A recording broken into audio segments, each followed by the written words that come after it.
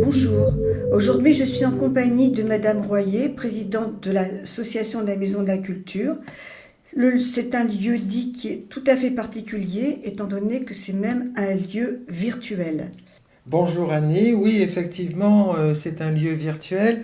Il faut dire que dans les débuts de la Maison de la Culture, elle-même n'a pas eu vraiment de lieu puisque en 1961, si tout le monde s'en souvient, elle a été hébergée au musée Malraux pendant un certain temps, puis après sous chapiteau, puis après dans une aile de l'hôtel de ville, jusqu'à ce qu'elle ait en 82 le volcan.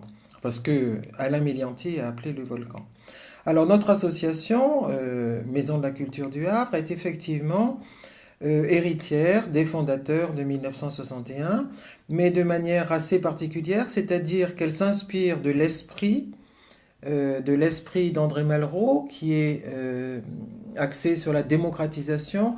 André Malraux voulait que chaque citoyen soit mis en face des œuvres d'art, et il pensait que ce contact suffirait peut-être à les transformer, à les réjouir.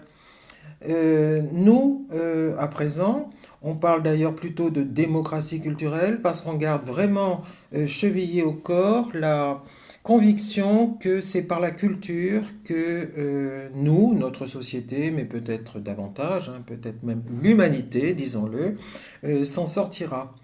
Alors, lieu virtuel, oui, parce que effectivement, nous animons un site participatif, www.asso-maisondelaculture.fr, sur lequel tous les artistes, les acteurs culturels, voire les institutions, les diffuseurs, peuvent annoncer leurs propres événements culturels. Est-ce que vous pouvez nous parler des activités de l'association? Oui, c'est une bonne question parce que effectivement, autrefois, euh, André Malraux avait voulu que ce qu'on appelle la société civile entre au conseil d'administration. Le président était choisi parmi les spectateurs et ces spectateurs étaient réunis en assemblée générale. Nous avons obtenu, maintenant que le Volcan n'est plus une maison de la culture, mais est un établissement public, grâce à l'appui du directeur des affaires régionales de l'époque, en 2009, nous avons obtenu de siéger au conseil d'administration du Volcan, établissement public. Et nos activités sont assez variées puisque, bien évidemment, nous avons une visibilité grâce à notre site participatif, grâce à notre page Facebook, mais nous nous préoccupons beaucoup du lien entre les artistes, les professionnels et les publics. Sans oublier, bien sûr, les financeurs, puisque sans moyens, je ne suis pas sûr qu'il y aurait une culture digne de ce nom, ou du moins digne de ce pays, ou même de cette ville. Donc, nous nous publions un journal tous les 3 mois. Nous avons publié des livres, un livre sur 50 années d'émotion, sur des photographies de 50 ans de spectacle au Volcan, et un livre sur l'histoire de la Maison de la Culture qui s'intitule Culture et démocratie. Donc nous sommes aussi éditeurs et on va dire écrivains. Et enfin, nous animons des rubriques des spectateurs tous les mois dans un bar de la ville et nous en publions à la suite un livret du spectateur. Avez-vous les dates des rendez-vous, de ces rendez-vous-là? Alors, la rubrique des spectateurs, c'est le 20 de chaque mois. Sauf l'été, je suppose. Comment? Sauf l'été, je suppose. Sauf l'été, oui, c'est vrai. Tout reprendra en octobre, plus exactement, puisque le premier numéro de notre journal paraîtra en octobre et il couvrira octobre, novembre, décembre. Et dans quel bar? C'est toujours le même ou vous Alors, changez? cette année, c'était au Monte Cristo, qui est très accueillant, mais peut-être cette année, nous allons aller à droite à gauche. Il faut dire que cette rubrique des spectateurs est plutôt réservée aux adhérents. Donc, il faut adhérer à notre association pour recevoir toutes les informations que nous envoyons par infolettre, que ce soit sur ces rendez-vous-là ou sur les rendez-vous aussi culturels dans la ville.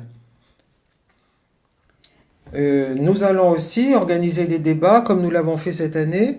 Alors les débats, c'est mettre en contact les artistes, les professionnels et des spectateurs. Et là, cette année, nous avions invité François Delarosière à la bibliothèque Niemeyer, lui qui est concepteur des géants et d'autres machines. Et aux archives municipales, nous avions invité l'écrivain Michel Bernard, l'éditeur François Bessire et Thierry Vincent, le médiateur des archives municipales, car nous nous intéressions à écrire l'histoire. Vous remarquez que chaque fois, c'est un lieu différent qui nous reçoit. Là, c'était les archives ou la bibliothèque, mais ça peut être aussi, même pour nos assemblées générales, ça peut être le muséum, ça peut être l'abbaye de Graville ou l'hôtel du Bocage, ça peut être évidemment pour nos CA la mairie, qui nous soutient beaucoup donc en nous prêtant des salles. Voilà. Et quoi d'autre? Avez-vous d'autres activités? Alors d'autres activités, oui, puisque cette émission Viva Culture, que nous animons tous les dimanches à 11 heures, elle dure une demi-heure et nous sommes bien entourés en studio avec Mathieu Le Chevalier et aussi Julien Le Bidois. Et tous les deux nous aident dans la conception, le montage surtout de cette émission. Il faut dire que c'est une équipe tout à fait sympathique à Westrack Radio qui reparaît sur les ondes là pour l'été, puisqu'elle était liée à un été au Havre. Et c'est une jeune équipe dynamique, pleine d'idées, pleine d'initiatives, et nous sommes très très contents d'y participer. J'avais entendu parler de bons plans. Ah oui, c'est vrai, c'est vrai. Et alors cette année, ils sont particulièrement importants. Alors il faut dire que on propose plusieurs bons plans. On en propose à Caen, parce qu'à Caen, le théâtre de Caen nous propose du théâtre de répertoire, alors que nous n'en avons pas trouvé au Volcan pour la saison prochaine. De même, nous allons à Fécamp au passage, puisqu'ils ont une petite salle très adaptée pour le théâtre d'objets. Et nous allons également à Rouen, à l'Opéra de Rouen, avec la collaboration de la médiathèque de Gonfreville. Donc tout ça nous permet d'aller voir des spectacles ailleurs. Alors pour le Volcan, on a aussi notre utilité parce que maintenant le Volcan propose des formules à 15 spectacles. Et quelquefois, c'est très lourd pour les personnes de trouver 15 dates et le budget qui va avec, bien sûr. Alors qu'en adhérant chez nous pour 10 euros, ils peuvent aller voir au coup par coup des spectacles au Volcan en ayant 50% de réduction et sans être abonnés. Avez-vous fait le tour de vos actions? Eh bien, oui, les actions, oui. Je voudrais préciser que les dernières lois concernant la culture, la loi LCAP par exemple, à la suite de la loi NOTRe qui réorganisait les régions, cette loi prévoit le rôle actif des associations et ça tombe bien parce que c'est vrai que nous ne sommes pas qu'une comment dire, qu'une association de gentils spectateurs, on peut dire. Non, non, pas du tout.